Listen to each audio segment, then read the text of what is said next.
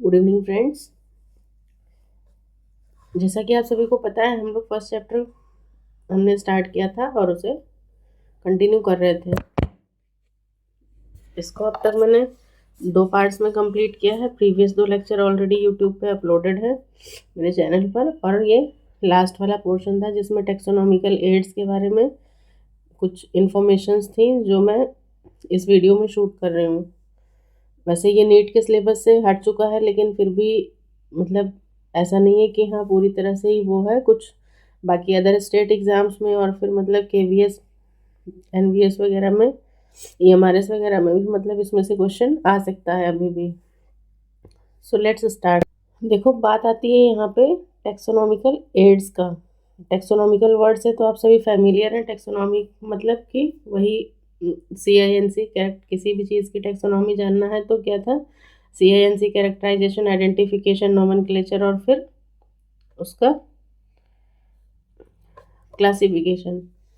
But यहाँ पे word क्या है, एड्स। एड्स ये वो वाला एड्स नहीं है जो एक बीमारी होती है, ठीक है। क्या था, एक वो एड्स, ये वाला एड्स था, ठीक है। इसका फुल फॉर्म है एक्वायर्ड इम्यूनो डेफिशिएंसी सिंड्रोम। ये एक तरीके की सेक्सुअल डिजीज़ है, STD है। तो यहाँ पे ये एड्स जो है ये हमेशा कैपिटल में लिखा जाता है, लेकिन ये जो एड्स है इसको हम लोग इस तरीके से लिखते हैं। इसका मतलब होता है कि कुछ स्टेप्स होते हैं जो हमें हेल्प करते हैं किसी काम को करने के लिए। तो यहाँ पे अगर टेक्सोनॉमिकल की बात की जा रही है तो मतलब कि टेक्सोनॉमी को पहचानने में हमारी मदद करने के लिए कुछ एड्स हैं यहाँ पे, उनकी बात की जाएगी, जिसमें बहुत सारे आते हैं। जैसे सबसे पहला है हमारा हर्बेरियम, ठीक है। ये दिया हुआ है यहाँ पे, हर्बेरियम है, मैंने यहाँ साइड में मेंशन किया है। इसमें बहुत सारे आ जाते हैं।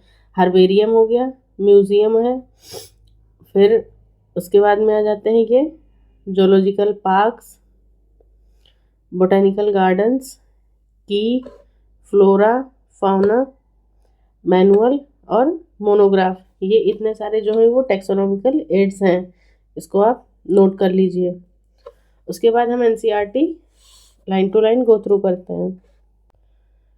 Taxonomic studies of various species of plants, animals and other organisms are useful in agriculture. मतलब इसकी ज़रूरत क्यों है, कहाँ कहाँ पे, तो ये एग्रीकल्चर में यूज़ होता है, फॉरेस्ट्री में यूज़ होगा, इंडस्ट्री में यूज़ होता है, and in general in knowing our bio resources and their diversity.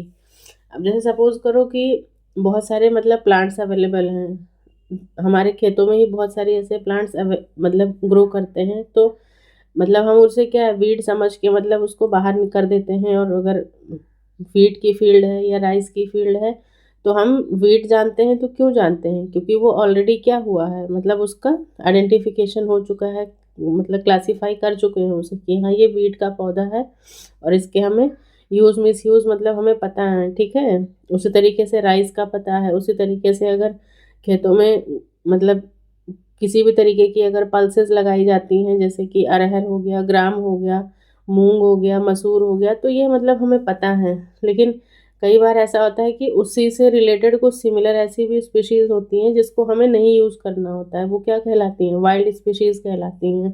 जैसे सपोज़ करो कि मटर की बात की जाए, अगर पी का देखते हैं तो पी में भी बहुत सारी वैरायटीज़ आती हैं। जिस पे मेंडल सर ने वर्क किया था वो क्या था, गार्डन पी था ना, पाइजम सटाइवम था।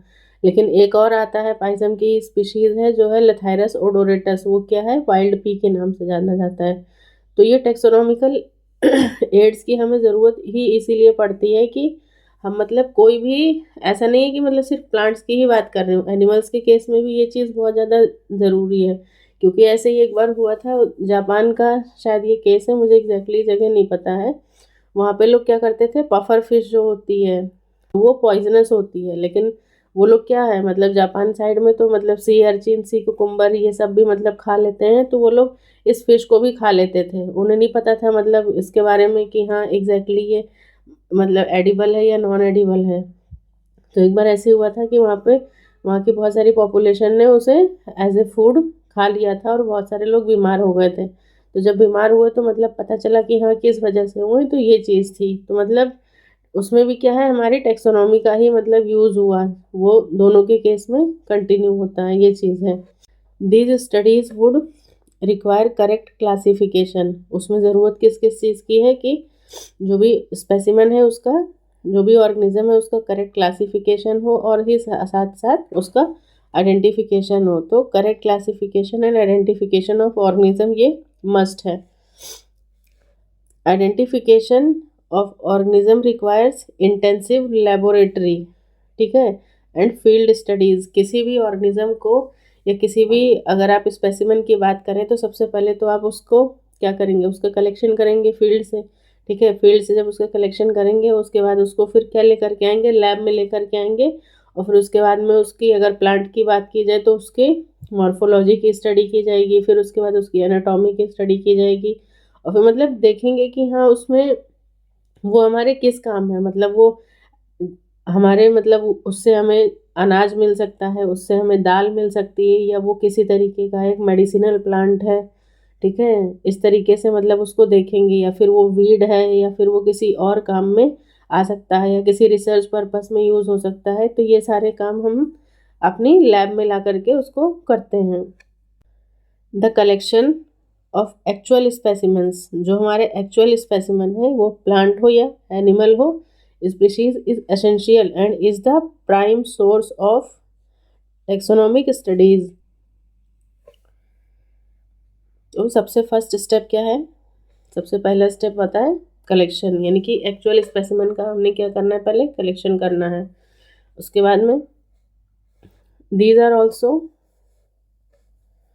These are also fundamental to studies and essential for training in systematics। मतलब अब हम उसको लेकर के आए हैं तो फिर उसके बाद में हम उसी को लेकर के उसके बारे में हम हर तरीके से मतलब उसकी स्टडी करेंगे।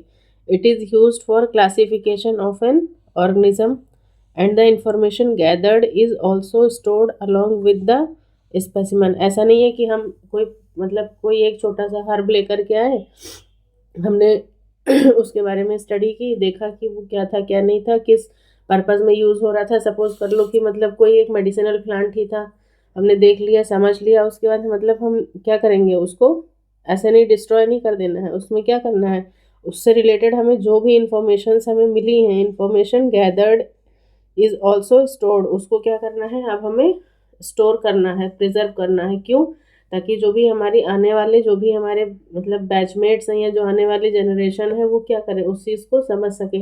अब हम वीट खाते हैं, वो एडिबल है, क्यों एडिबल है, क्योंकि ऑलरेडी हमसे पहले जो भी मतलब जो भी साइंटिस्ट वगैरह थे उन्होंने क्या किया है, उसके बारे में डिस्कवरी किया है और उसके बारे में उसको बताया है कि हाँ मतलब इसके पॉजिटिव एस्पेक्ट्स क्या हैं, नेगेटिव एस्पेक्ट्स क्या हैं। पार्थेनियम को क्यों नेगेटिव बताते हैं कि नहीं ये मतलब अच्छा नहीं है, आइकॉर्निया को क्यों नेगेटिव बताया जाता है, तो क्यों, क्योंकि ऑलरेडी उसके बारे में स्टडी की जा चुकी है। तो यहाँ पर भी पर्पस यही है कि जब तक आप उस चीज़ के बारे में अच्छी इन्फॉर्मेशन नहीं रखेंगे तब तक आपको नहीं पता चलेगा। और किसी चीज़ के बारे में अगर इन्फॉर्मेशन आई है तो फिर उस इन्फॉर्मेशन को हमें स्टोर करके भी रखना है। स्टोर करना है किसके साथ में, विद द स्पेसिमेन के साथ उसे हमें स्टोर करना है। In some cases the specimen is preserve for future studies. और कुछ केसेस में क्या होता है कि जो स्पेसिमेन है उसको फर्दर फ्यूचर स्टडीज़ के लिए हम लोग प्रिजर्व करते हैं। अब यहाँ पर देखो बात क्या की जा रही है, प्रिजर्वेशन की बात की जा रही है, कंजर्वेशन की बात नहीं की जा रही है। क्या आप मुझे बता सकते हैं कि प्रिजर्वेशन और कंजर्वेशन में क्या डिफरेंस है? कमेंट सेक्शन में कमेंट करना आप सभी, बाकी मैं यहाँ पे एक्सप्लेन कर देती हूँ। प्रिजर्वेशन देखो जो भी है वो मरी हुई चीज़ों का होगा, मतलब सपोज दैट आप कोई प्लांट आप प्लग करके लेके आते हो गार्डन से, किसी फॉरेस्ट से, कहीं से, तो एक बार आपने उसको मतलब उखाड़ लिया ज़मीन से तो क्या वो लिविंग रह गया? नहीं ना, वो तो मर चुका है, वो स्पेसिमन बन गया। उसको ला करके मतलब अच्छे से क्लीन करके, मतलब ऐसा नहीं नहला धुला करके, उसको वॉश करके उसकी मिट्टी विट्टी हटा के फिर उसको हम मतलब प्रिजर्व कर लेते हैं। इसी तरीके से जानवरों को भी क्या है, प्रिजर्व किया जाता है। तो प्रिजर्वेशन हमेशा मरी हुई चीज़ों का किया जाएगा। और कंजर्वेशन की अगर बात की जाए तो बोला जाता है जैसे क्या है, वाइल्ड लाइफ कंजर्वेशन है। वाइल्ड लाइफ मतलब कि जो लिविंग चीज़ें हैं उनको एज इट इज़ उनके हैबिटेट में क्या करना, उनको मतलब प्रोटेक्ट करना, उनको प्रॉपर फूड और सारी चीज़ें मतलब प्रोवाइड करवाना, तो उनके उस नेचुरल हैबिटेट में, तो वो कंजर्वेशन होगा। लेकिन प्रिजर्वेशन की बात की जाएगी तो वहाँ पे क्या है, डेड होगा। ठीक है, यहाँ पे लिख सकते हैं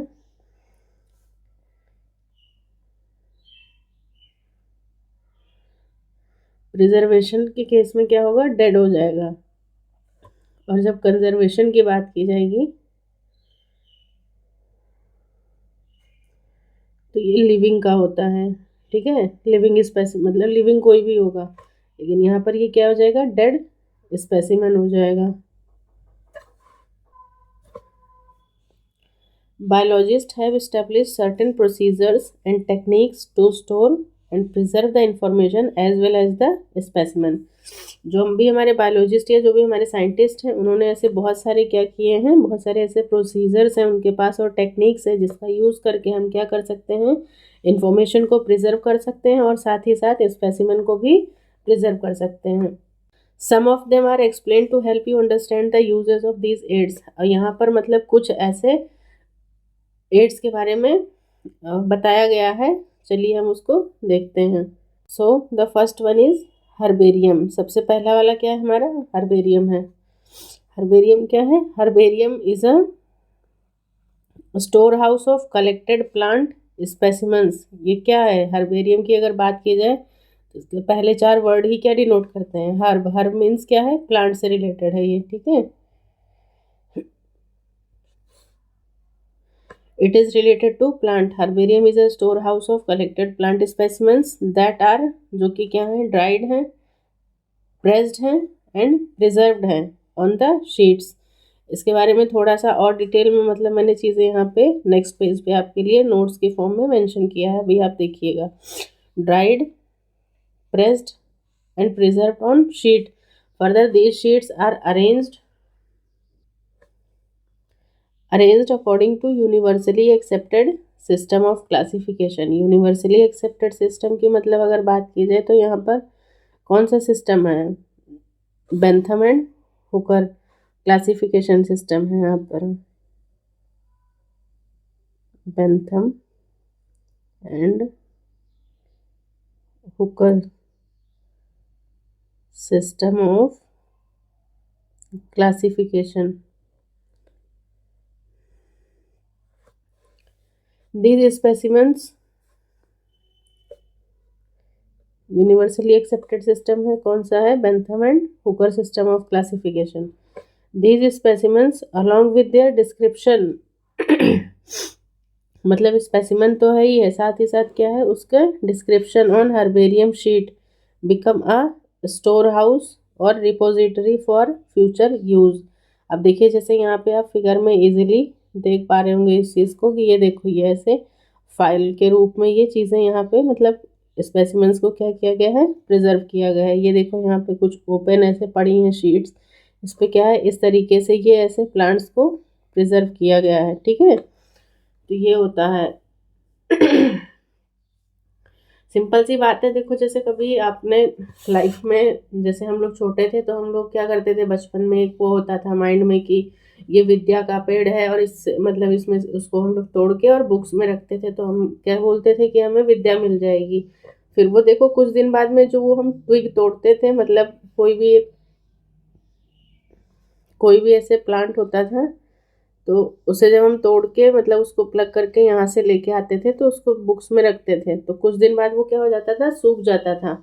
तो बस वो सिंपली वही एक क्या है, एक तरीके से वही एक स्पेसिमन बन गया। अब उसको क्या करो, मतलब अगर आपको उस मतलब पौधे के बारे में पता है तो उसको हर्बेरियम शीट पे आप उसको पेस्ट करो, और पेस्ट करने के साथ ही साथ उसमें क्या है, कुछ बेसिक इन्फॉर्मेशंस होती हैं जो बहुत ही ज़्यादा ज़रूरी होती हैं।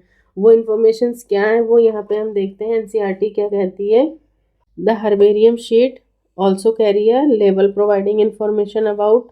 सबसे पहले क्या होना चाहिए, उस पर डेट मेंशन करो, फिर प्लेस ऑफ कलेक्शन होना चाहिए, English name, local name, botanical name. ठीक है, ये तीनों नाम, फैमिली और कलेक्टर्स का नाम, ये 7 चीज़ें हैं जो हमें यहाँ पे क्या करनी है, मेंशन करना है। ठीक है, 7 डिटेल्स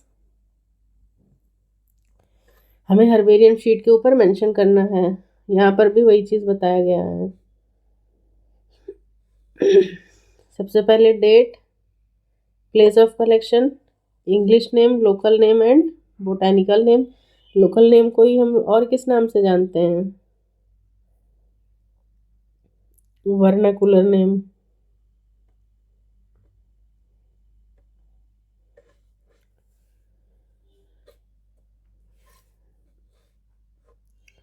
फैमिली, कलेक्टर्स नेम। ठीक है। Herbaria also serve as quick referral system. अब इसका क्या मतलब है कि भैया इसे क्विक रेफरल सिस्टम क्यों ही कहा जा रहा है, क्या मतलब है इसका? तो क्विक रेफरल सिस्टम, इसको आप ऐसे समझ सकते हैं, जैसे सपोज करो हम लोग क्या यूज़ करते हैं, डिक्शनरी यूज़ करते हैं।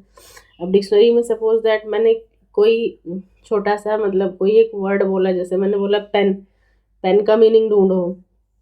तो आप क्या करोगे, डिक्शनरी सबसे पहले ओपन करोगे, उसमें अल्फ़ाबेटिकली आप पी वाले सेक्शन में जाओगे, फिर पी में जाने के बाद फिर आप ई वाले, पी के बाद ई वाले सेक्शन में जाओगे, फिर उस तरीके से पेन हो गया, पेट हो गया, इस तरीके से मतलब आपको बहुत सारे वर्ड्स मिलेंगे, तो आप आसानी से मतलब आपने खोज लिया। बट अगर सपोज दैट कि वहाँ पर वो लेटर्स जो हैं वो अल्फ़ाबेटिकली अरेंज ना होते और आपको ऐसे 500 पन्ने की, 600 पन्ने की डिक्शनरी कोई दे देता, तो क्या आप पेन ढूंढ पाते उसमें से? नहीं ढूंढ पाते। उसी तरीके से यहाँ पर भी क्या है, हर्बेरियम जो है वो एक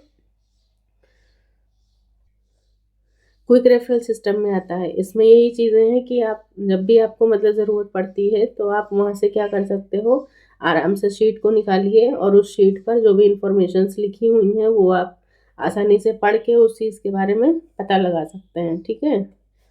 इसके बाद इसके बारे में मैंने थोड़ा सा लिखा है, उसको भी आप एक बार देख लो। तो ये देखिए क्या है, ये टेक्सोनॉमिकल एड्स। ठीक है। मतलब ऑलरेडी एनसीईआरटी तो हम पढ़ चुके हैं, थोड़ा बहुत देख लेते हैं। एड्स मीन्स क्या होता है, मतलब कुछ चीज़ें ऐसी हैं जो हमारी क्या करती हैं, हेल्प करती हैं किसी चीज़ को पढ़ने की। और यहाँ पर बात किसकी हो रही है, टेक्सोनॉमी की। तो टेक्सोनॉमी को पढ़ने के लिए हमें कौन से एड्स हैं जो हमें हेल्प कर रहे हैं। ठीक है। यहाँ पे एक मैंने केस मेंशन किया है स्टीव एरविन सर का, ये आप गूगल करेंगे तो पता चल जाएगा। वो मतलब क्या करते थे, कार्टिलेजिनस फिशेज थी, मतलब फिशों के ऊपर फिशेस की बायोग्राफ, मतलब फिशेस का हैबिटेट, उनका नेचर, कल्चर, मतलब सारी चीज़ें, मतलब ब्रीडिंग पीरियड और ये सारी चीज़ें जो थी वो मतलब क्या करते थे, उन पे उनको शूट करते थे। ठीक है। तो उनकी भी डेथ किस वजह से हुई थी, स्टिंगरे के काटने से, मतलब स्टिंगरे ने स्टिंग मार दिया था और फिर उनकी डेथ हो गई थी। अब देखो टैक्सोनॉमिकल एड्स का क्या है, हेल्प करते हैं, किस में करते हैं, fundamental study of different living organism. ठीक है। जो भी लिविंग ऑर्गेनिज्म है उनका हमें फंडामेंटल स्टडी करते हैं। Information gathered is stored in specimens for future studies. अब बात आती है हर्बेरियम की, जैसा हमने पहले अभी पीछे देखा है। तो हर्बेरियम में क्या है, हर्बेरियम किस पे होता है, ऑन हर्बेरियम शीट्स पे प्रिपेयर किया जाता है। इसका साइज़ क्या होता है, 41/29, या फिर अगर इंचेस की बात की जाए तो 16.5 to 11.5 इंचेस होता है। ये इस तरीके से ये क्या होती है, ये हमारी क्या है, ये हमारी हर्बेरियम शीट है। हर्बेरियम शीट है, इस पे क्या होगा, प्लांट लगा रहता है।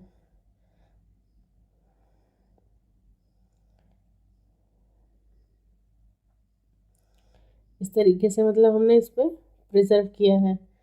और इस पे ये जो लास्ट में ये जो कॉर्नर होता है, कॉर्नर में ये जो बॉक्स है, इस बॉक्स में हमें इसके बारे में जो भी अभी मैंने बताया था, कितनी 7 स्पेसिफिक डिटेल्स जो है वो यहाँ पे फिल की जाती हैं।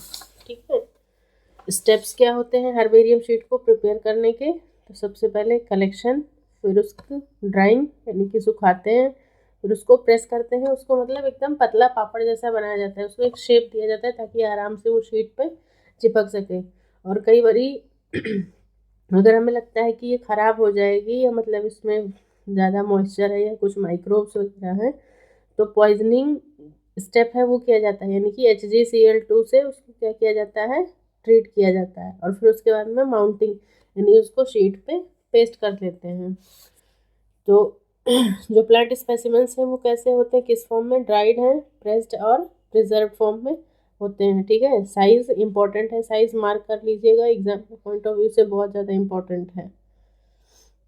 इंच में पूछे तो साढ़े साढ़े 16/11.5, और अगर सेंटीमीटर में पूछता है तो 41/29, ऐसे याद कर लो ना, इसको 40 और इसको 30, इस हिसाब से। तो बस एक यहाँ ले आओ तो ये कितना हो जाएगा 41/29, मतलब ओवरऑल ये 70 का आ रहा है। मैंने तो इस तरीके से लर्न किया था, आप भी कुछ ऐसे कर सकते हो।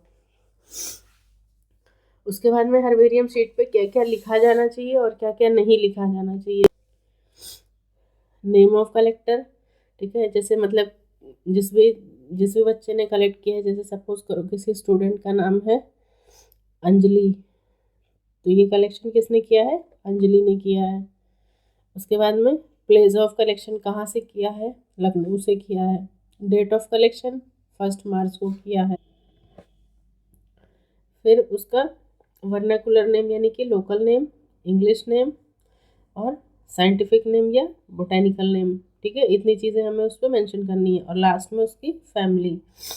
अब जैसे देखो नेम और डेट और प्लेस का कनेक्शन पता है, तो जैसे मान लो कोई हर्बेरियम शीट रखी हुई है, आप गए वहाँ पे और आपने निकाल के देखा, तो ज़्यादा नहीं 4-5 महीने पहले की ही अगर मतलब बात है, तो आप क्या कर सकते हो, दोबारा से उस लोकेशन पे रिविजिट कर सकते हो और वहाँ से अपने लिए क्या कर सकते हो, एक मतलब एक स्पेसिमेन कलेक्ट कर सकते हो। क्या नहीं लिखना है हर्बेरियम शीट पे, तो कभी भी मतलब प्लांट की हाइट नहीं लिखी जाती है, उसका वेट नहीं लिखा जाता है कितना चौड़ा है, या उसका वेट नहीं लिखा जाता है, ठीक है। तो इस तरीके से ये चीज़ें जो है वो कभी भी उसमें मेंशन नहीं की जाएंगी। नेक्स्ट आता है हमारा बोटेनिकल गार्डन्स के बारे में देखेंगे। तो बोटेनिकल गार्डन्स में क्या है कि यहाँ पे क्या होता है, collection of living plant specimens, ठीक है। वहाँ पे कैसे थे, डेड थे, वो प्रिजर्वेशन था, लेकिन यहाँ पर क्या है, ये कंजर्वेशन की बात की जाएगी। Use for study and preferences, ये तरीका क्या है, एक तरीके का एक्सीटू कंजर्वेशन। अभी मैंने बताया था ना प्रिजर्वेशन और कंजर्वेशन में डिफरेंस, तो ये एक तरीके का एक्सीटू कंजर्वेशन है। एक्सीटू को ही हम और किस नाम से जानते हैं, ऑफ साइड कंजर्वेशन के नाम से जानते हैं। Species grow for identification purpose, और यहाँ पर स्पीशीज ग्रो ही इस वजह से कराई जाती हैं ताकि हम उसके बारे में अच्छे से उसको आइडेंटिफाई कर सकें, उसके बारे में हम उसको पढ़ सकें। और जो यहाँ पे देखो जो ट्री होता है, मतलब जो भी ट्री है, उसके ट्रंक पे आप जब भी कभी गए होगे बोटेनिकल गार्डन में, तो आपने देखा होगा वहाँ पे उसका ट्री ट्रंक जो होता है उस पे एक बोर्ड सा लगा होता है, और उस बोर्ड पे उस प्लांट के बारे में, मतलब उस पेड़ का या उस पौधे का बोटेनिकल नेम और उसकी फैमिली, ये दो इन्फॉर्मेशन जो है ये मेंशन रहती हैं। तो एग्जाम में पूछता है कि क्या लिख मतलब क्या ज़रूरी है, क्या दो चीज़ें जो है इम्पोर्टेंट है, तो पहला बोटेनिकल नेम और दूसरा फैमिली, ये बहुत ही ज़्यादा इम्पोर्टेंट है। अब देखो एनसीईआरटी में क्या है बोटेनिकल गार्डन्स के बारे में। These specialise gardens have collection of living plants, ठीक है, कैसे प्लांट्स हैं, लिविंग प्लांट्स हैं। For reference plant species in these gardens are grown for identification purposes and each plant is labelled indicating its botanical या scientific name along with its family, ठीक है। The famous botanical garden are Kew, England में है, और Indian botanical garden की बात की जाए तो हावड़ा, कोलकाता, वेस्ट बंगाल में है, ठीक है। And at National Botanical Research Institute NBRI कहाँ पर है हमारा, लखनऊ में है। ये क्या था, NBRI, ये लखनऊ में है। तो लार्जेस्ट की अगर बात की जाए तो रॉयल बोटेनिकल गार्डन क्यू, ये लार्जेस्ट है। और अगर ओल्डेस्ट पूछा जाए कभी, बोटेनिकल गार्डन पडुआ, इटली में है, ये ओल्डेस्ट है। यहाँ पे मैंने कुछ बोटेनिकल गार्डन्स के नाम मेंशन किए हैं। जैसे बात की जाए अगर इंटरनेशनल, ये तो लार्जेस्ट मैंने बताया अभी कौन सा है, royal botanical garden Q, England में है। दूसरा ओल्डेस्ट की बात की जाए तो बोटेनिकल गार्डन पडुआ, इटली में है। अब अगर नेशनल की बात करते हैं तो नेशनल में सबसे पहला वाला जो है वो हमारा है इंडियन बोटेनिकल गार्डन, ठीक है, ये सबसे फर्स्ट है। ये कहाँ पे प्लेस्ड है, हावड़ा, वेस्ट बंगाल, और ये इंडिया का हो गया। उसके बाद में दूसरा है national Botanical Research Institute NBRI, जो कि कहाँ पे है, लखनऊ में है। और थर्ड वन जो है वो है लेआउट बोटेनिकल गार्डन, कहाँ पर है ये, दार्जिलिंग, वेस्ट बंगाल में है। तो ये तीन हो गए हमारे जो नेशनल हैं। और बाकी इंटरनेशनल की अगर बात की जाए तो इंटरनेशनल में जो लार्जेस्ट है वो क्या है, रॉयल बोटानिकल गार्डन क्यों, इंग्लैंड में है, और ओल्डेस्ट है वो बोटेनिकल गार्डन पडुआ, इटली में है। तो ये तो बात खत्म हो जाती है यहाँ पे हमारे बोटेनिकल गार्डन्स की। अब जो हमारा अगला टेक्सोनॉमिकल एड है वो है हमारा म्यूज़ियम। तो म्यूज़ियम के बारे में थोड़ी सी चीज़ें देख लेते हैं, फिर एनसीईआरटी की लाइंस देखते हैं कि क्या कहा जा रहा है यहाँ पे। म्यूज़ियम, म्यूज़ियम क्या है, इस्टेब्लिश्ड बाय एजुकेशनल इंस्टीट्यूट्स, मतलब आपने जितने भी हायर एजुकेशनल इंस्टीट्यूट्स देखे होंगे उसमें क्या है, सब में म्यूज़ियम होता ही है। अगर स्कूल की बात की जाए तो अगर आप सभी मतलब आप सभी तो मोस्टली बायोलॉजी के ही स्टूडेंट्स यहाँ पर हैं, तो हमारे स्कूल में भी क्या होता था, बायो लैब में एक, जब भी मतलब बायो लैब में हम जाते थे तो एक हमेशा बायो लैब में एक कॉर्नर में एक स्केलेटल सिस्टम, ह्यूमन का स्केलेटल सिस्टम होता था। उसके बाद क्या है, मतलब कुछ जो भी मतलब हमारे सिलेबस में जो भी चीज़ें थी, जैसे नेरीज हो गया, अर्थवर्म हो गया, फ्रॉग हो गया, इन सब के क्या है, स्पेसिमेंस रखे होते थे कि नहीं रखे होते थे। एक छोटा सा मतलब ग्लास बॉटल जार होता था, उसमें वो स्पेसिमेंस प्लेस्ड होते थे। तो इस तरीके से ये हो गया, मतलब छोटा मोटा होता था, ऐसा नहीं है कि हाँ मतलब बहुत बड़े लेवल पे आपको देखने को मिलेगा, लेकिन हाँ छोटी मोटी चीज़ें होती थी, जैसे पाइनस का ओव्यूल वगैरह हो गया, ये जनरली होता ही है लैब में। तो कहाँ कहाँ पे है ये म्यूज़ियम, कहाँ कहाँ पे आपको अवेलेबल है, स्कूल्स में, कॉलेजेस में और यूनिवर्सिटीज़ में। ठीक है, कॉलेज में तो बहुत अच्छे लेवल पे होता है, क्योंकि जो भी स्टूडेंट्स मतलब सपोज दैट जिनका नीट वगैरह में नहीं होता है, जो ग्रेजुएशन बीएससी वगैरह करते हैं, तो कॉलेज में आपको बहुत सारे स्पेसिमेंट्स मिलेंगे। ऐसा नहीं कि सिर्फ मतलब एनिमल्स का ही है, प्लांट्स के केस में भी आपको बहुत सारे, जैसे कारा वगैरह हो गया और बहुत सारी चीज़ें हैं, तो वो क्या है, प्रिजर्व फॉर्म में आपको वहाँ पे स्पेसिमेंट्स दिखाए जाते हैं। यूनिवर्सिटीज़ हो गई इस तरीके से। तो म्यूज़ियम की खास बात यह है कि यहाँ पर वेट और ड्राई दोनों तरीके के स्पेसिमेंट्स हमें देखने को मिलेंगे। लेकिन वहाँ पर बोटेनिकल गार्डन में क्या था, बोटेनिकल गार्डन में तो सारे क्या थे, लिविंग ही थे ना सभी। और अगर हर्बेरियम की बात की जाए तो वहाँ पर क्या थे, प्रिजर्व्ड थे, मतलब ड्राइड एंड प्रिजर्व्ड थे। और जो बोटेनिकल गार्डन था वहाँ पे सारे लिविंग थे। और म्यूज़ियम की बात की जाए तो यहाँ पे क्या है, वेट भी है और ड्राई भी है। और कैसे हैं, डेड स्पेसिमेंट्स हैं, वो प्लांट्स के भी हो सकते हैं, प्लांट स्पेसिमेन, और एनिमल स्पेसिमेंट्स भी हो सकते हैं। और वो किस में प्रिजर्व होते हैं, they preserve in a jar containing formalin. उसमें जो सॉल्यूशन भरा रहता है, जो पानी जैसा हमें दिखता है, वो क्या होता है, एक्चुअली फॉर्मेलिन होता है। फॉर्मेलिन क्या है, एक्वा सॉल्यूशन ऑफ फॉर्मल्डिहाइड, जो क्या है, जैसे मतलब कभी स्मेल आती थी, मतलब खुलने पे कभी कभी बहुत अजीब सी स्मेल आती थी। खुलने पे क्या, अगर कोई स्पेसिमेन आपको दिया जाता था डिसेक्शन के लिए, जैसे सपोज दैट पाइला वगैरह दिया जाता था, तो बीएससी में किया होगा जिन्होंने प्रैक्टिकल, उनको पता होगा। तो जब वो ऑलरेडी मतलब क्या है, प्रिजर्व है, तो फॉर्मेलिन में ही प्रिजर्व रहता था, फिर उसको निकाल के हमें दिया जाता था। इस तरीके से है ये। फिर बात आती है इंसेक्ट्स के लिए। तो इंसेक्ट्स को म्यूज़ियम में कैसे प्रिजर्व करते हैं, कलेक्शन, किलिंग, पहले कलेक्ट करेंगे उनको उनके नेचुरल हैबिटेट से, फिर उनको मारते हैं। उसके बाद पतली पतली पिंस होती हैं, उसके बाद उनको उन पिंस के थ्रू और थर्माकोल पे उनको मतलब प्रॉपरली उनको होल्ड कराया जाता है, ताकि उनको हम मतलब आराम से मतलब उनके जो भी मतलब उनके विंग्स हैं, पैर वगैरह हैं, पूरा मतलब बॉडी स्ट्रक्चर जो है वो रहे। क्योंकि वैसे भी इंसेक्ट्स कितने बड़े से होते हैं, और उसमें भी मरने के बाद में तो फिर क्या ही बच गया उनके बॉडी में। तो इसलिए प्रॉपरली उनका कलेक्शन, किलिंग और पिनिंग किया जाता है, और फिर उनको इंसेक्ट बॉक्स में रखा जाता है।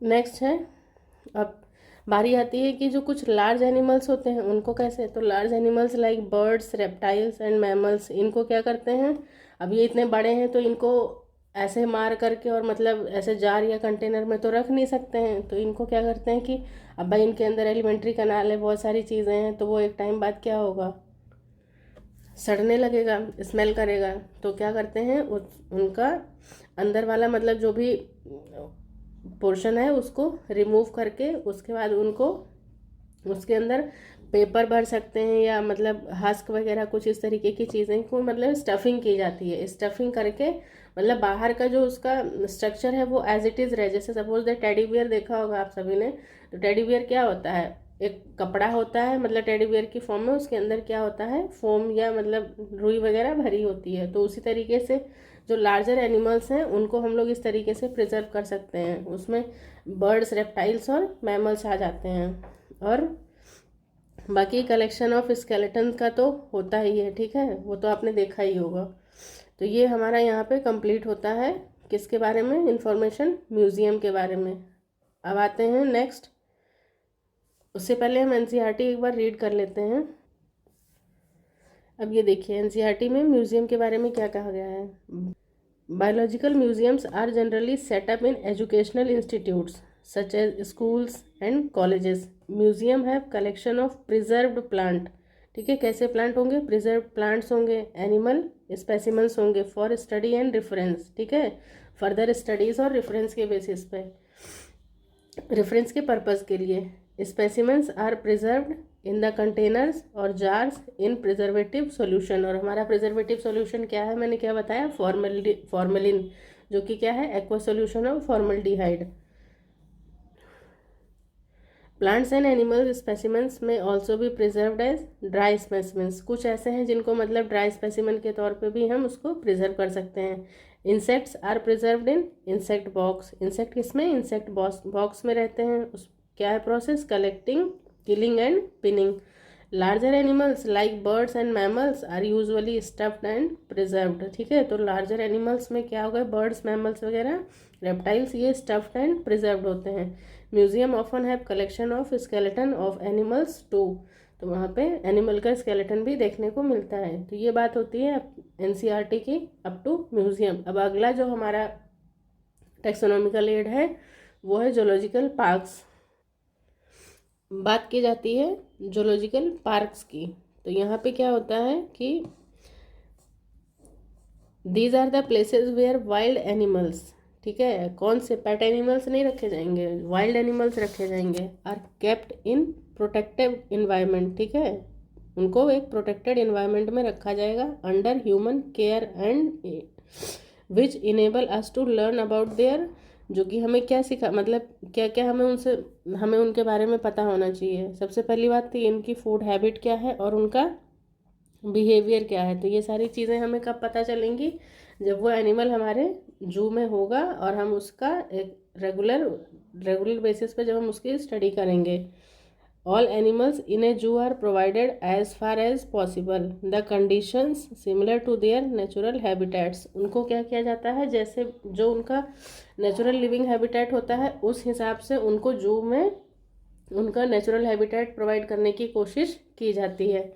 Children love visiting these parks commonly called as zoo. बच्चे जू में जाना बहुत पसंद करते हैं। बच्चे क्या, हम बड़े भी जाते हैं, क्योंकि कई बार बहुत सारी चीज़ें हैं, बहुत सारे ऐसे एनिमल्स होते हैं जिनके बारे में हम ऐसे डायरेक्ट जंगल में जाके तो नहीं ना पता कर सकते हैं, या हमारे लिए वो सेफ़ भी नहीं होगा। तो क्या है, वो एक बेटर स्टडी का मेथड क्या है कि आप जू में जाओ और वहाँ पे उस एनिमल के बारे में जो भी इंफॉर्मेशन चाहिए वो आप इजीली देख सकते हो, ऑब्जर्व कर सकते हो। वहाँ पे मतलब बहुत सारे बोर्ड लगे होते हैं, उसमें अच्छी अच्छी इन्फॉर्मेशंस लिखी होती हैं, तो उसको आप पढ़ सकते हो।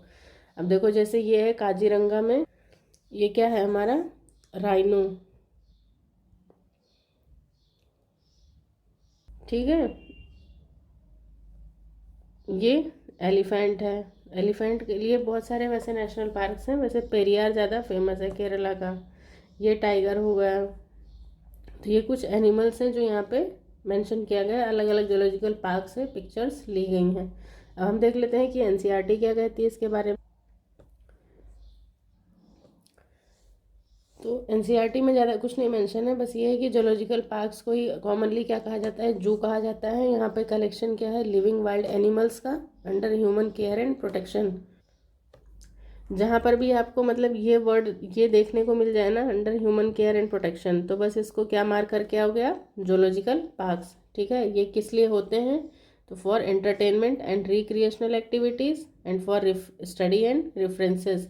और स्टडी में भी क्या क्या स्टडी करोगे आप? उनकी फूड हैबिट, उनका बिहेवियर और बहुत सारी चीज़ें। और ये भी क्या है? एक तरीके का एक्सी टू कंजर्वेशन है। मतलब ऐसा नहीं है कि वो मतलब अगर मान लो टाइगर की बात की जाए तो टाइगर फॉरेस्ट में रहता है तो तुम वहीं जा करके स्टडी करना शुरू कर दो, नहीं, उसको लेकर के आए हैं ये लोग, इन्होंने जोलॉजिकल पार्क्स में रखा है। उसका रिलेटेड जो मतलब उसका नेचुरल हैबिटेट था उसको प्रोवाइड करने की कोशिश की गई है, इसीलिए ये कैसा है? एक्सी टू कंजर्वेशन में आता है। उसके बाद में अब हम चलते हैं, नेक्स्ट हमारा क्या आता है? की। नेक्स्ट हमारा टेक्सोनॉमिकल एड क्या है? की के बारे में कुछ की फीचर्स हैं जो मैंने यहाँ पे मेंशन किया है। एनसीईआरटी में भी एज इट इज़ ही दिया है, बट पहले हम शॉर्ट नोट के फॉर्म में देख लेते हैं, फिर NCERT line to line go through करेंगे। तो सबसे पहली बात इसका क्या है कि ये based on similarities and dissimilarities, ठीक है। ये किस पे डिपेंड करता है कि सिमिलरिटीज़ और डिसिमिलरिटीज़ क्या हैं। की is the another taxonomical add use for identification of plants and animals based on the similarities and dissimilarities. और कीज़ किस पे बेस्ड करती हैं, ये हमेशा कॉन्ट्रास्टिंग कैरेक्टर पे बेस्ड करती हैं, यानी कि इसमें जो एक स्टेटमेंट होगी वो क्या कहलाएगी, लीड। और हर लीड के जो हैं वो दो कॉन्ट्रास्टिंग कैरेक्टर्स होंगे, जिसको हम लोग क्या कहते हैं, कपलेट कहते हैं। अभी आप सोच रहे होगे क्या लीड, क्या कपलेट, क्या की, ऐसे नहीं समझ में आ रहा है ना। हम एक एग्जाम्पल देखते हैं, फिर आपको बहुत आसानी से यहाँ पे क्लियर हो जाएगा आपका डाउट।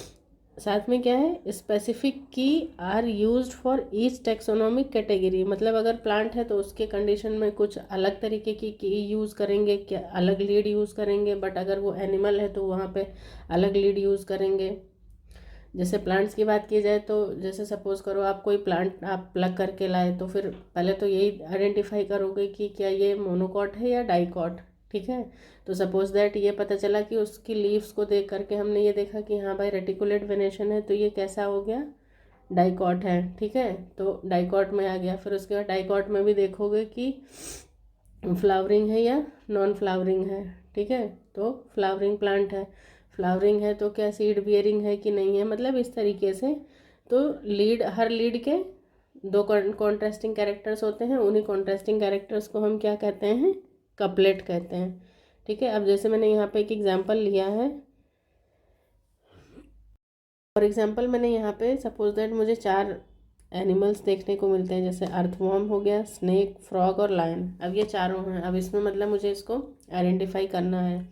तो सबसे पहले जो मेरा क्वेश्चन है वो ये है कि डू दे हैव लिम्स, ठीक है, क्या इनमें लिम्स है, तो ये हमारा क्या हो जाएगा, लीड हो जाएगा। फिर उसके बाद में लीड का क्या है, दो कॉन्ट्रास्टिंग कैरेक्टर्स हैं, मतलब कि एक तो ये कॉन्ट्रास्टिंग कैरेक्टर हो गया और एक ये हो गया। तो पहला क्या है, यस, और दूसरा क्या है, नो। या तो भाई लिम्स हैं या तो नहीं है। तो यही कॉन्ट्रास्टिंग कैरेक्टर्स क्या कहला रहे हैं, हमारे कपलेट हैं। अब देखो जिसमें लिम्स होते हैं तो फ्रॉग के भी लिम्स हैं और लॉयन के भी लिम्स हैं, और किसके नहीं है तो अर्थवर्म और स्नेक हो जाएगा। फ्रॉग और लायन के लिम्स होते हैं, अर्थवर्म और स्नेक के नहीं हैं। अब उसके बाद आगे चलते हैं, फ्रॉग और लायन में से देखते हैं कि do they have external ear. अब इसमें किसके पास जो है वो एक्सटर्नल ईयर है, तो ये क्या हो गया, हमारा लीड हो गया। अब लीड के फिर दो कॉन्ट्रास्टिंग कैरेक्टर आ जाएंगे, या तो होगा और या तो नहीं होगा, ठीक है। पहला ये, दूसरा ये, तो या तो यस या फिर नो। तो यस में कौन आ जाएगा, हमारा लायन आ जाएगा। लायन के एक्सटर्नल ईयर्स होते हैं और फ्रॉग के नहीं होते हैं। फ्रॉग के एक्सटर्नल ईयर नहीं होते हैं तो क्या होता है उसके पास, बताओ, टिम्पैनम होता है, ठीक है। तो ये चीज़, सॉरी, ये हर लीड के मतलब दो कॉन्ट्रास्टिंग कैरेक्टर्स हैं, और वही कॉन्ट्रास्टिंग कैरेक्टर क्या कहलाते हैं, कपलेट कहलाते हैं। अब बारी आती है अर्थवर्म और स्नेक की। तो अर्थवर्म और स्नेक की जब बात की जाए तो इसमें फिर क्या आता है कि डू दे लिव इन बरो, इसमें से कौन है जो मतलब क्या ये मतलब बिल में रहते हैं, तो ये क्या हो गया, हमारा लीड हो गया। अब दो कॉन्ट्रास्टिंग कैरेक्टर फिर निकल के आते हैं, हाँ रहते भी हैं नहीं भी, मतलब यस और नो। तो यस में कौन आ जाएगा, कौन बिल में रहता है बरो में, तो वो स्नेक है। और कौन नहीं रहता है तो वो अर्थवर्म। अर्थवर्म कहाँ रहता है, नॉर्मल नेचुरल सॉइल में रहता है। यहाँ पे ये हमारा की कंप्लीट होता है। अब इसको एक बार एनसीईआरटी से भी देख लेते हैं कि क्या दिया हुआ है उसमें। की टर्म किसने दिया था, जॉन रे सर ने दिया था। Key is another taxonomical aid used for identification of plants and animals based on similarities and dissimilarities, ठीक है। किस पे, सिमिलरिटी या डिसिमिलरिटी पे ये डिपेंड करता है। Keys are based on the contrasting characters, वही yes और no, generally in a pair called couplet. It represent the choice made between two opposite options, मतलब सीधी सी बात है, या तो ये होगा या तो ये होगा, इस तरीके से। This results in acceptance of only one, मतलब एक को हमने लिया, पीछे जैसे हमने देखा या तो यस था या तो नो था, तो एक को एक्सेप्ट करेंगे और दूसरे को क्या करेंगे, रिजेक्ट करेंगे। ईच स्टेटमेंट इन अ की इज कॉल्ड अ लीड, ठीक है। हर एक स्टेटमेंट जो हम ले रहे थे वो क्या कहला रही थी, लीड कहलाती थी, और हर लीड के क्या थे, 2 कपलेट थे। जैसे लीड आया, ये लीड था, अब इसके दो, या तो 2 ऑप्शन थे, या तो यस था या तो नो, मतलब एक को ले रहे थे और एक को नहीं ले रहे थे, तो यही क्या कहला रहा था, हमारा couplet. Separate taxonomic keys are required for each taxonomic category. अलग अलग टेक्सोनॉमिक कैटेगरी के लिए अलग अलग की रिक्वायरमेंट है। प्लांट के लिए अलग है, एनिमल के लिए अलग है। एनिमल्स में भी मतलब वो कैसा है, मरीन है, फ्रेश वाटर है, होम्योथर्मिक है, पोकिलोथर्मिक है, मतलब अलग अलग है। ये मुझे नहीं लगता कि बहुत ज़्यादा मतलब सेटिस्फैक्ट्री है इस तरीके से। Such as family, such as family, genus and species for identification purpose. की are generally analytical in nature, मतलब बस हम एक तरीके से इसमें एनालिसिस कर सकते हैं, बाकी बहुत ज़्यादा ये इफ़ेक्टिव नहीं है। चलते हैं नेक्स्ट। तो अब हम आते हैं दोस्तों हमारे इस चैप्टर के लास्ट पेज पे, जो कि क्या दिया है यहाँ पे, कुछ टर्म्स दी गई हैं जिससे आपको फेमिलियर होना ज़रूरी है, और इसमें से एग्ज़ाम में एक ना एक ज़रूर पूछा जाता है। एक ना एक पूछे या फिर हो सकता है चारों आपको मैच द फॉलोइंग में पूछ लेगा। तो इसके हर एक वर्ड को मतलब बहुत ध्यान से देखिए और समझने की कोशिश कीजिए। सबसे पहला है फ्लोरा। तो फ्लोरा तो जैसे कि आप समझ ही रहे होंगे, फ्लोरा एंड फोना क्या होता है, 2 टर्म्स हैं, एक है फ्लोरा और दूसरा है फोना। तो फोना किससे रिलेटेड होता है, एनिमल से रिलेटेड होता है, और फ्लोरा किससे रिलेटेड है, प्लांट से रिलेटेड है। तो यहाँ पे देखो फ्लोरा में क्या होता है, क्या चीज़ें दी गई हैं। Flora is a taxonomic aid, ठीक है, ये भी क्या है, एक तरीके का टेक्सोनॉमिक एड है, which contains the actual account of habitat and distribution. आप इस वर्ड को मार्क कर लीजिए। जब बात हैबिटेट और डिस्ट्रीब्यूशन की जाएगी तो वो कहाँ पे किसको डिनोट कर रहा है, फ्लोरा को डिनोट कर रहा है। डिस्ट्रीब्यूशन ऑफ प्लांट्स, सीधी सी बात है, क्योंकि प्लांट्स की बात की जा रही थी, तो habitat and distribution of plants in a given area, ठीक है, पर्टिकुलर नहीं, गिवन एरिया है।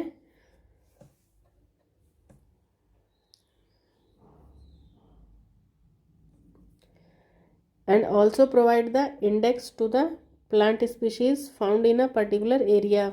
मतलब कि कोई फ्लोरा है जो कि कहाँ पे है, अपने हैबिटेट और डिस्ट्रीब्यूशन के बारे में, मतलब उस प्लांट का एक पर्टिकुलर एरिया में देखने को मिलता है। जैसे मैं लखनऊ से बिलोंग कर रही हूँ, तो यहाँ पे कुछ स्पीशीज़ हैं जो सिर्फ और सिर्फ मेरे लखनऊ में ही मिलेंगी। या फिर अगर सपोज दैट कैक्टस की बात की जाए, तो कैक्टस की भी कुछ स्पीशीज़ हैं जो कि कहाँ पे मिलेंगी, सिर्फ राजस्थान में ही देखने को मिलेंगी।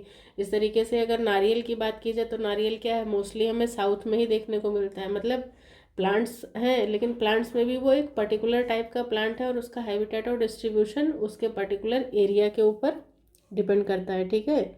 तो ये चीज़ याद रखिएगा, और बाकी ये जो हैं यही यही की फीचर्स हैं, मतलब इसी से आप समझ पाओगे एग्जाम में।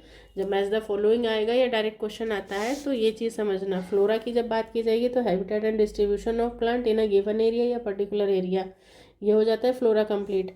अब चलते हैं, हमारा नेक्स्ट है वो क्या है, मैनुअल्स। मैनुअल्स में देखो क्या कह रहा है, manuals are useful in providing information for identification of names, ठीक है, of species found in an area. यहाँ पे जब बात आती है मैनुअल की, तो इसको ऐसे याद किया था मैंने, MAN, मैन, मैन में क्या आ रहा है, N आ रहा है, तो N से क्या हो गया, information and identification of names of species, ठीक है। तो ये इसका कीवर्ड है, information for identification of names of species found in an area, ठीक है। ये बात हो गई मैनुअल की। उसके बाद नेक्स्ट है हमारा मोनोग्राफ। मोनोग्राफ में देखो क्या कहता है, मोनो में जैसे ये वर्ड ही क्या डिनोट कर रहा है, मोनो। मोनो मीन्स क्या होता है, single. Monograph gives comprehensive account of, यहाँ से देखो, complete compiled information of a genus या फैमिली की एट ए पर्टिकुलर एरिया। या सिंपली आप इसको इस तरीके से भी कह सकते हो कि information on one on information on any one taxon, ठीक है, तो वो किसकी बात की जाएगी, मोनोग्राफ, यानी कि सिंगल या वन की बात की जा रही है। तो ये हो गया information on any one taxon, या फिर complete compiled information of a genus भी हो सकता है, या फिर फैमिली की भी बात की जा सकती है यहाँ पे, क्योंकि जीनस भी क्या है, एक टैक्सॉन है, फैमिली भी टैक्सॉन है। हम ऑलरेडी मतलब बायोलॉजिकल क्लासिफिकेशन मतलब पढ़ चुके थे, तो वहाँ पे आपको क्या मैंने बताया था कि each category is a taxon, ठीक है। अब आता है नेक्स्ट हमारा कैटलॉग। कैटलॉग तो मतलब जनरली आप लोग आजकल तो बहुत ही अच्छे से फैमिलियर होंगे कि कैटलॉग में क्या होता है कि किसी भी चीज़ का, जैसे सपोज करो किसी कपड़े का कैटलॉग है, तो वहाँ पे कपड़े का मतलब जो भी है उसकी पिक्चर के साथ में उसका फैब्रिक कैसा है, उसका साइज़ कैसा है, लेंथ क्या है, सारी चीज़ें मतलब मेंशन होती हैं। या ऑनलाइन साइट्स पे भी जब आप विज़िट करते हो तो वहाँ पे मतलब बहुत सारे फिल्टर्स लगे होते हैं कि जिससे आपको आसानी से पता लग सके। तो ये एक तरीके का क्या होता है, लिस्ट और रजिस्टर होता है containing name of all the species found in a particular place, ठीक है। किसी पर्टिकुलर प्लेस पे कौन कौन सी चीज़ें पाई जाती हैं उनके बारे में एक लिस्ट या एक कंप्लीट बुक होती है, जिसको हम लोग कैटलॉग कहते हैं। तो ये बातें हो गई। अब फ्लोरा जो है उसको ध्यान से रखिएगा, क्योंकि देखो फ्लोरा एक पर्टिकुलर उस पे होता है, जैसे कहीं भी किसी भी जगह पे, जैसे हिल स्टेशन पे जाएंगे तो एक, अगर कभी आप लोग गए हो इधर मतलब शिमला वगैरह उधर, तो एक बिच्छू बूटी करके एक होती है, पालक जैसी ग्रास होती है लेकिन उसे बिच्छू बूटी कहते हैं। वो हाथ में अगर चुभ जाए तो खुजली होता है, तो वो क्या है, एक पर्टिकुलर एरिया का फ्लोरा है, ठीक है। वो क्या हो गया, एक पर्टिकुलर एरिया का फ्लोरा है। तो वो किसके बेसिस पे, उसके हैबिटेट और डिस्ट्रीब्यूशन के बेसिस पे हम उसको आइडेंटिफाई करते हैं। तो इसी के साथ हमारा ये चैप्टर यहाँ पे कंप्लीट होता है। एक बार इसके एनसीईआरटी में भी देख लेते हैं कि क्या कहा गया है। ये देखिए, flora manuals, monographs and catalogues are some other means of recording descriptions, मतलब कुछ ऐसी चीज़ें भी हैं जहाँ पे हमें डिस्क्रिप्शन देखने को मिलता है। They also help in correct identification, और ये भी हमें क्या करते हैं, करेक्ट आइडेंटिफिकेशन में हेल्प करते हैं। Flora contains the actual account of habitat and distribution, ठीक है। फ्लोरा की जब भी बात आएगी तो इसका की फीचर पकड़ लो सीधे यहाँ से कि क्या है, actual account of habitat and distribution की बात करता है प्लांट्स की of a given area. These provide the index to the plant species found in a particular area. अब बात आती है नेक्स्ट क्या है हमारा, मैनुअल्स। मैनुअल्स क्या है, useful in providing information for identification of names of species, ठीक है। जैसे मैन, मैन ऐसे लिख लेना इसको, ऐसे मैंने ऐसे ही याद किया था, मैनुअल्स में एन आ रहा था तो एन से names of species found in an area, तो इससे मुझे याद हो गया था। नेक्स्ट आती है बात, अगला क्या था हमारा, मोनोग्राफ था। तो मोनो मतलब सिंगल, तो जब भी किसी इंफॉर्मेशन किसी सिंगल टैक्सॉन की मतलब दी जाए तो वो क्या हो जाएगा, मोनोग्राफ कहलाएगा। और बाकी कैटलॉग तो मैंने बता ही दिया। तो इस तरीके से हमारा ये मतलब यहाँ तक जो हमारे टेक्सोनॉमिकल एड्स थे वो कंप्लीट होता है।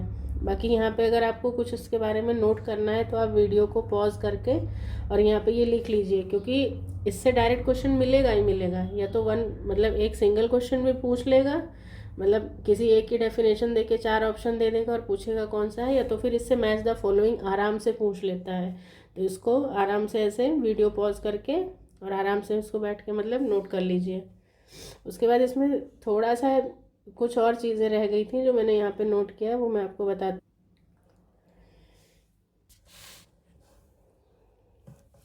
ये देखो यहाँ पे कुछ चीज़ें हैं जैसे होमोनिम, इससे भी मतलब क्वेश्चंस एग्जाम में देखने को मिलते हैं। होमोनिम का मतलब क्या है कि सेम नेम, जो भी दो अलग अलग ऑर्गेनिज्म के, ठीक है, दो अलग अलग कैटेगरीज के लिए सेम नेम। जैसे कुवियर ने दिया था जीनस एकिडना को, ठीक है, जो कि क्या है, स्पाइनी एंड टीटर है। ये 1797 में खोजा गया था। फिर फॉस्टर सर थे, उन्होंने मोरे 1777 में मोरे ईल का नाम भी यही दे दिया था। उसके बाद में फिर इलिगर सर ने टैकीग्लॉसस दे दिया था। तो मतलब नाम सेम है, ठीक है। एकिडना नाम जो है वो इन 3 चीज़ों का है, लेकिन उसमें भी एक्सेप्टेंस किसकी होगी, जो सबसे पहले दिया गया था। उसके बाद बात आती है टोटोनिम। टोटोनिम क्या होता है, जहाँ पर जीनस और स्पीशीज़ जो है वो सेम होते हैं। ये तो बहुत ही ज़्यादा इम्पॉर्टेंट है और बहुत बार पूछा गया है एग्ज़ाम में, ठीक है, कि व्हाट इज़ टोटोनिम।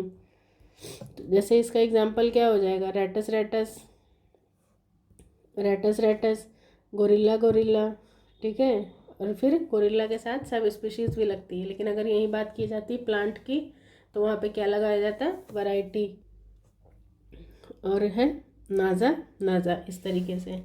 अब बात करते हैं कि ऑटोनिम क्या होता है। तो ऑटोनिम जैसे कि कोविड-19 है, on the basis of family SARS या नो कोव भी कहते हैं इसको, तो ये इसके बेसिस पे है। सिनोनिम की बात की जाए तो सेम ऑर्गेनिज्म डिफरेंट नेम, तो ये एक तरीके से क्या हो गया, पर्यायवाची। तो फाइनली ये चैप्टर हमारा यहाँ पे कंप्लीट होता है। कोई भी डाउट है तो आप कमेंट सेक्शन में कमेंट करके पूछ सकते हैं, और इसके बाद अब हम सेकंड चैप्टर को स्टार्ट करेंगे। Thanks for watching everyone.